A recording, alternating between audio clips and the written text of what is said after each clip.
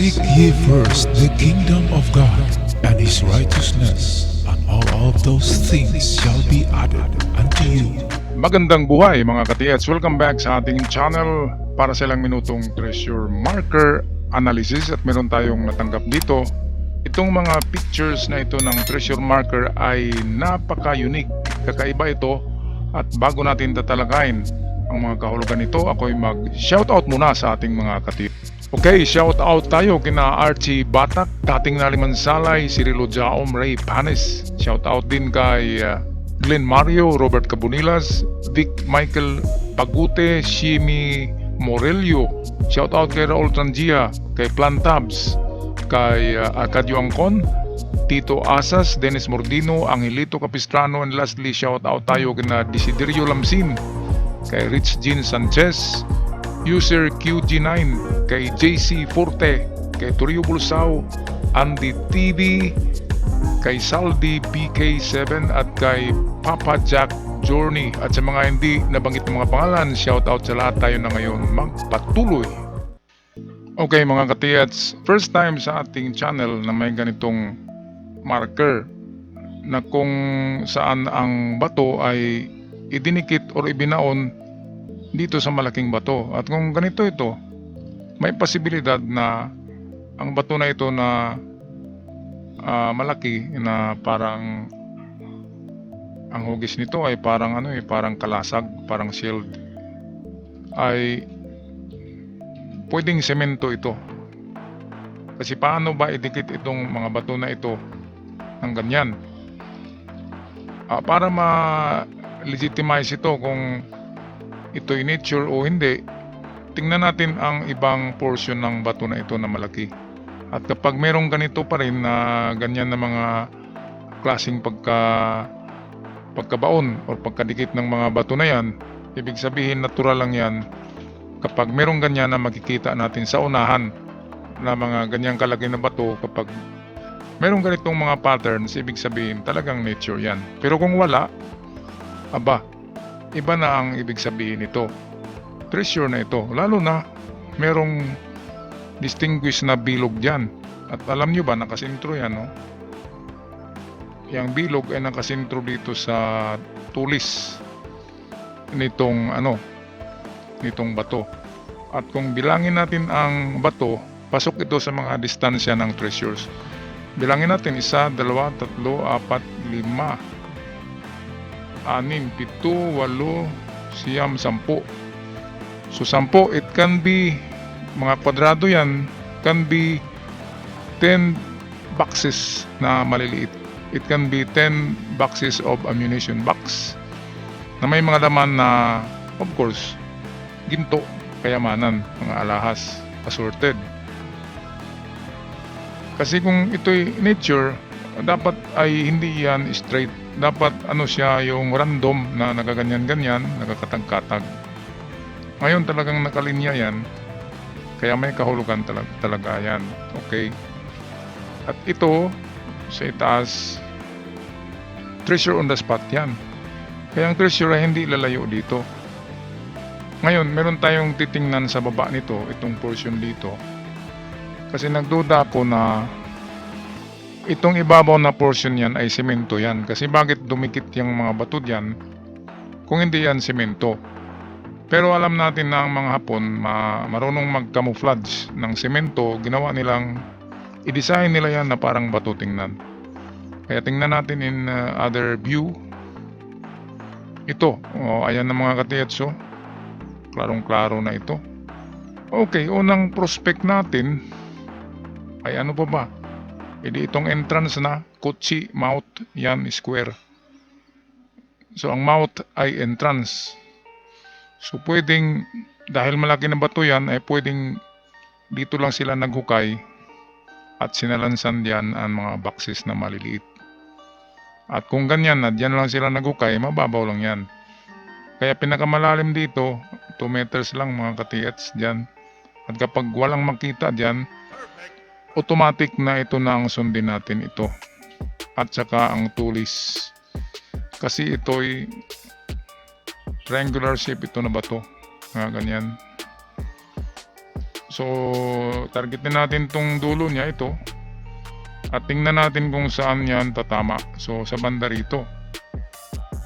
Or, sa banda rito. Kasi ito, mayroong kanal dito. Nakita niyo mga katiyats, yung kanal.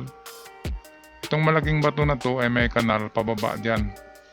Kaya ang target ng kanal ay ang target din ng dulo na matulis nitong bato. Itong dulo na ito at itong kanal dito, ito, ang tinatarget niya ay pareho nilang dalawa, ito na portion. Kaya hukay kayo dyan, laliman konti, 3 meters na.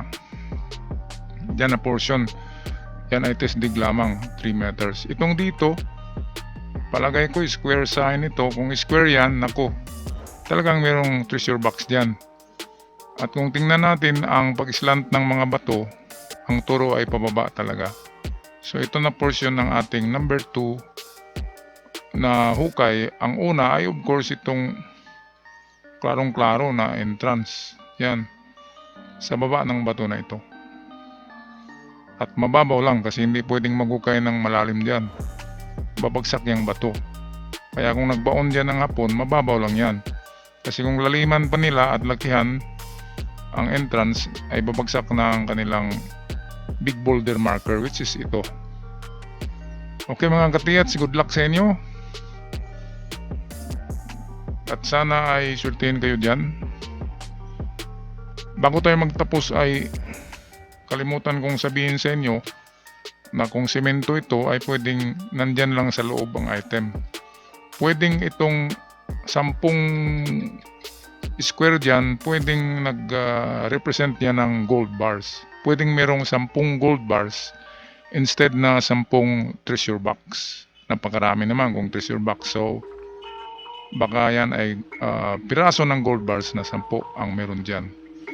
Okay, hindi ko nasusundin kung saan nakalinya itong yung mga, ang hapon kasi talagang napakalupit yan mag-design ng mga codes.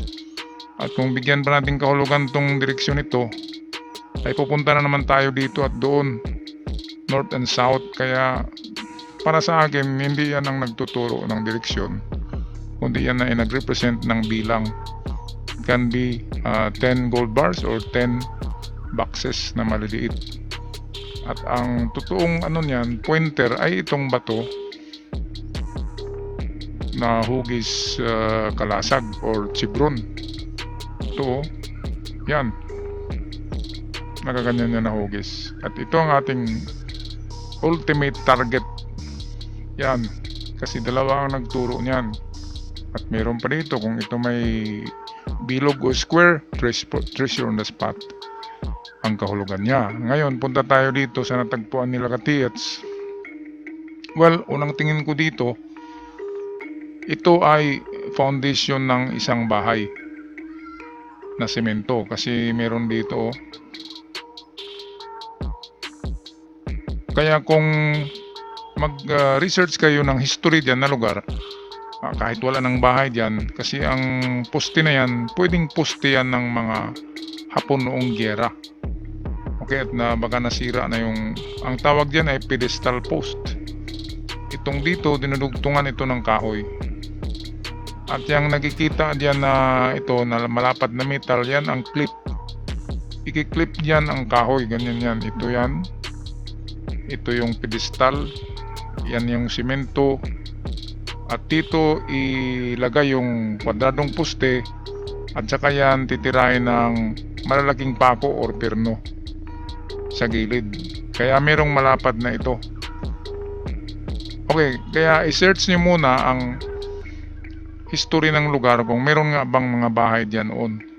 At kapag sa unahan meron kayong makitang ganito pa rin, ganyang kahaba na putol, ang tawag dyan ay pedestal sa mga bahay na ang poste ay kahoy.